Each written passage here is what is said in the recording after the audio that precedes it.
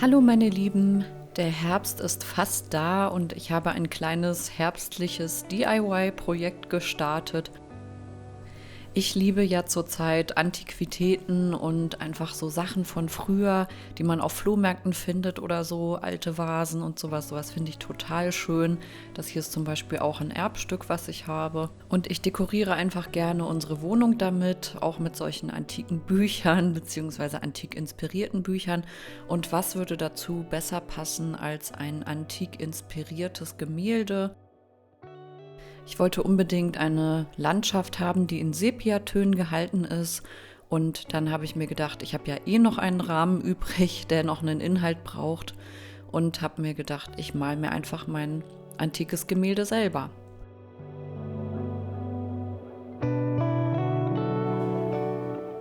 Macht's euch gemütlich, denn der Herbst hält bald Einzug. Macht euch einen Kaffee oder so und lasst euch einfach inspirieren.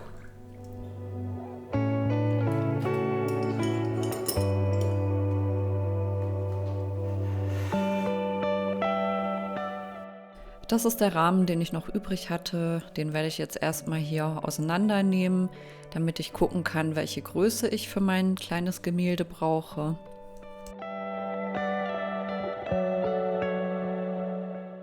Ich habe ja sowieso als Künstlerin immer eine große Leinwandrolle zu Hause und da habe ich mir einfach ein Stück von abgeschnitten in der Größe, die ich brauche. Und ich habe das jetzt hier so etwas unkonventionell gemacht, dass ich das einfach einmal um dieses Brettchen rumgeklappt habe und hinten mit Malerkrepp befestigt habe, damit ich vorne halt auf einer glatten Fläche arbeiten kann, die sich nicht verzieht. Und dann habe ich das Passepartout nochmal aufgelegt und einfach mit einem Bleistift die Ränder, das innere Rechteck sozusagen eingezeichnet.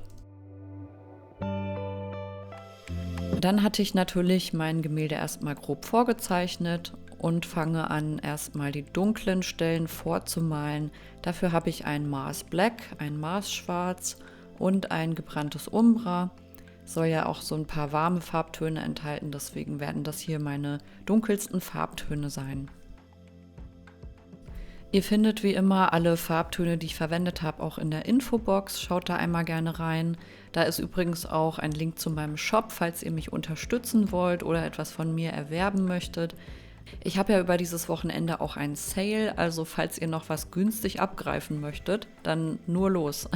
Ich brauche auf jeden Fall wieder Platz für den Herbst und Winter und habe da noch so ein paar Sachen eben im Angebot. Schaut gerne mal rein oder schenkt mir einfach ein Like und ein Abo, wenn ihr mich unterstützen möchtet. Schaut das Video auch gerne bis zum Ende, das hilft mir auf jeden Fall auch immer. So, und jetzt erstmal weiter im Text. Ich verwende für dieses Gemälde nicht viele Farben. Ich habe hier zum Beispiel auch nur ein Cadmium-Gelb Hell von der Marke Liquitex übrigens.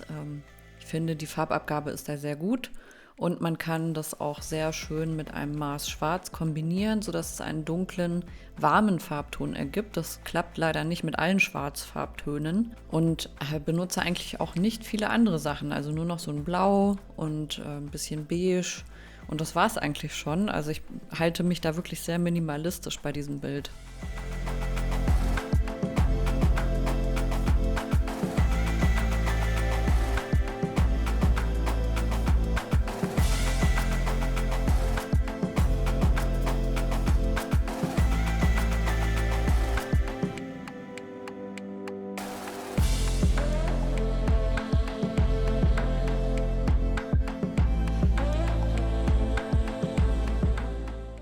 Man kann zur Landschaftsmalerei auf jeden Fall grob sagen, dass alles, was weiter hinten im Hintergrund liegt, etwas bläulicher und heller ist als das, was vorne liegt.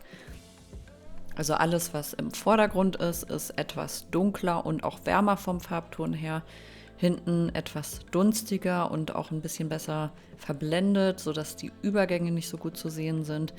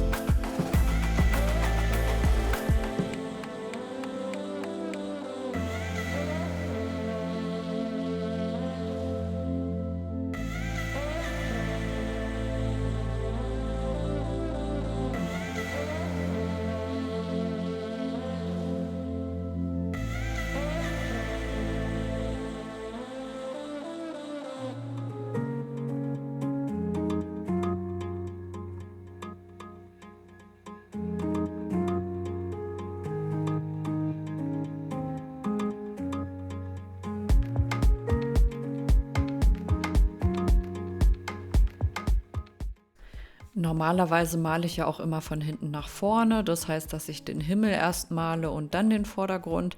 In dem Fall hatte ich aber einfach keine Lust darauf. Bei einem großen Gemälde macht es, glaube ich, mehr Unterschied als bei so einem ganz kleinen. Ich habe jetzt auch vorne links versucht, ich weiß nicht, ob man das so richtig erkennen kann, so ein paar Blautöne noch mit einzuarbeiten, weil ich da den Schatten haben möchte. Das soll ja auch so ein bisschen im Kontrast stehen zu der hellen Mitte, die ja wirklich in so einem warmen Beige-Sepiaton gehalten werden soll.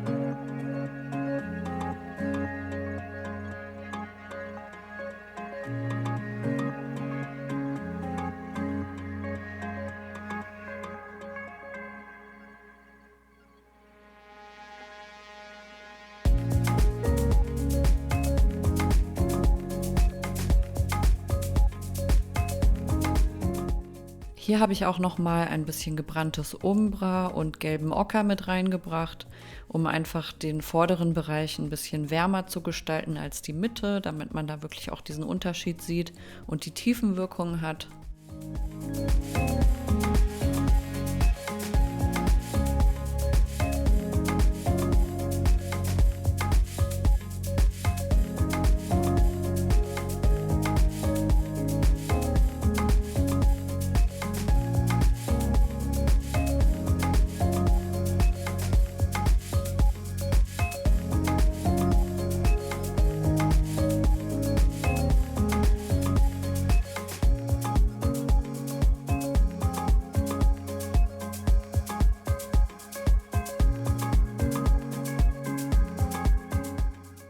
Für meinen Himmel habe ich mir so ein wunderbares Beige von Liquitex rausgesucht. Das ist einmal das ungebleichte Titan, kann man natürlich auch von einer anderen Marke einfach nehmen. Und da habe ich noch ein helles Neapelgelb reingemischt und ein Titanweiß und weiter unten noch meinen Grauton, den ich mir da selber zusammengemischt habe. Ich glaube, da ist auch einfach ein Umbra noch mit dabei, aber nur wirklich ganz, ganz, ganz wenig und ein bisschen blau, damit es ein bisschen gräulicher wird. Und die Farbtöne arbeite ich jetzt alle nach und nach ineinander und versuche die auch so ein bisschen einzutupfen. Ich möchte nämlich auch so eine leichte Pinselstruktur noch haben am Ende. Dieser rosaartige Farbton ist übrigens auch ein Puderrosa von Art by Rico Design. Ich finde das immer sehr schön, wenn man verschiedene Beige- und Weißtöne noch mit einbringt, damit das Ganze einfach etwas interessanter aussieht und nicht so flächig. Man braucht sich ja nur einmal den Himmel anschauen, der ist ja auch nicht komplett in einem Farbton gehalten, sondern da sind ganz viele Farbtöne drin.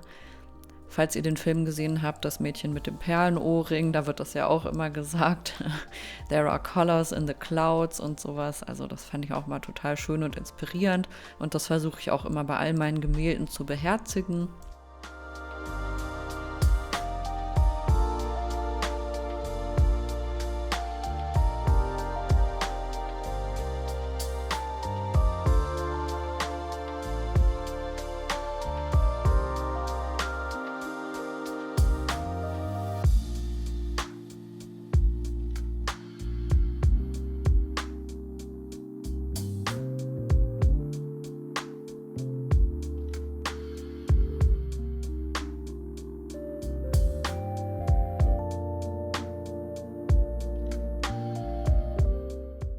Ich finde es super schön, dass durch diesen dicken Farbauftrag auch wieder dieser impressionistische Stil entstanden ist.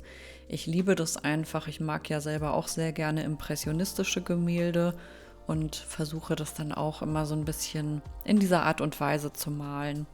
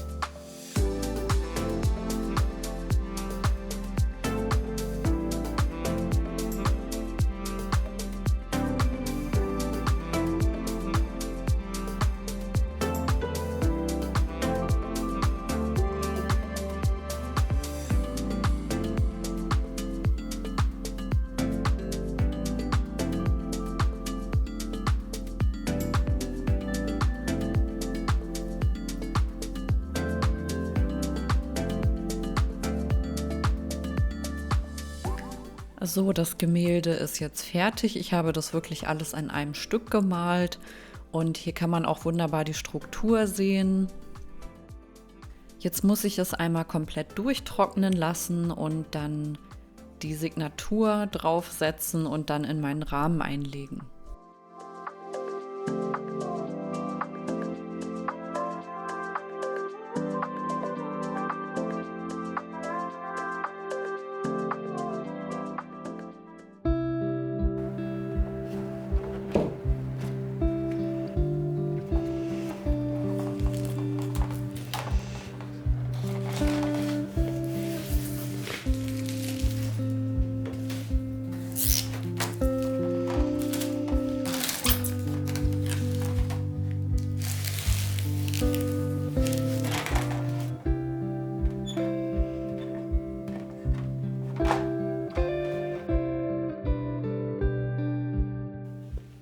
Mit den umgeschlagenen Seiten ist es so ein bisschen zu dick dafür, deswegen muss ich die einmal eben abschneiden. Ich muss natürlich aufpassen, dass ich die ursprüngliche Größe beibehalte, aber ich denke mal, das klappt schon. Wichtig ist auf jeden Fall, dass ein bisschen Überstand ist, damit es nicht im Rahmen hin und her rutscht. Ansonsten kann man das natürlich auch so machen, dass man das am Passepartout festklebt. Finde ich persönlich aber nicht so schön, deswegen schneide ich das hier einfach komplett zurecht.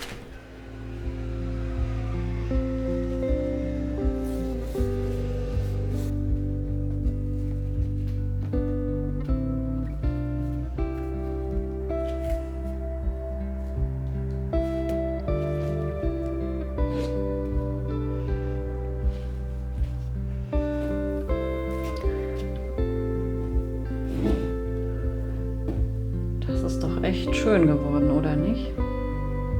Fast wie von früher.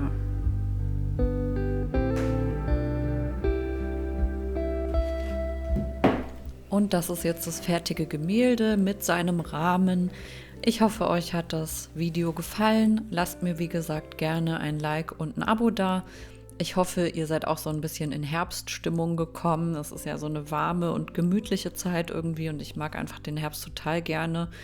Da kann man sich einfach mal schön aufs Sofa setzen und nachmittags ein Buch lesen. Und ja, das ist so dieses ganze Gefühl dahinter. Ich wünsche euch noch einen wunderschönen Tag und sage wieder ciao und bis zum nächsten Mal.